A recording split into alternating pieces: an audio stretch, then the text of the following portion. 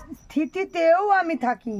যখন সেই প্রলয়টা থামে শান্ত হয় তখনও আমি থাকি।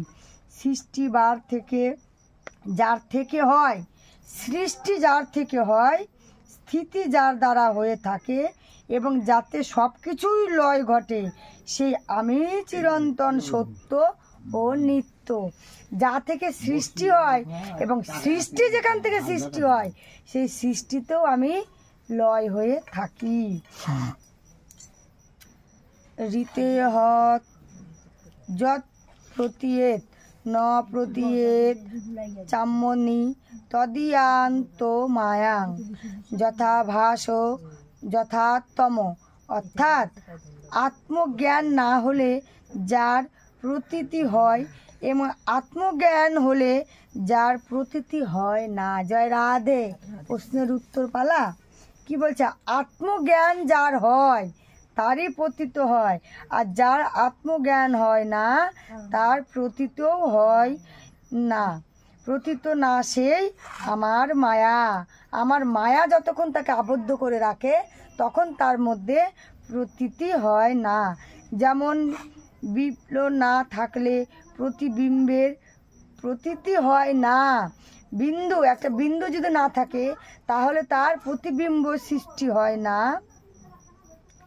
যেমন অন্ধকারকেও সৃষ্টি আলোক দিয়েই দেখতে হয়।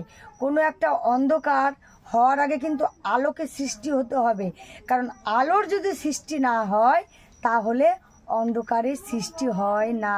তার মানে আমরা অজ্ঞান ব্যক্তি যদি থাকি তার আগে আমাদেরকে ভাবতে হবে যে আমাদের ঠিক করার জন্যে কোনো না কোনো জ্ঞানী ব্যক্তি আছেই। শুধু আমাদের তার সান্নিধ্য লাভ করতে হবে, তাকে খুঁজে পেতে হবে যে সজ্ঞান ব্যক্তিটি কোথায় আছে, তবে আমার অন্তরের অজ্ঞানতাটা দূর হবে।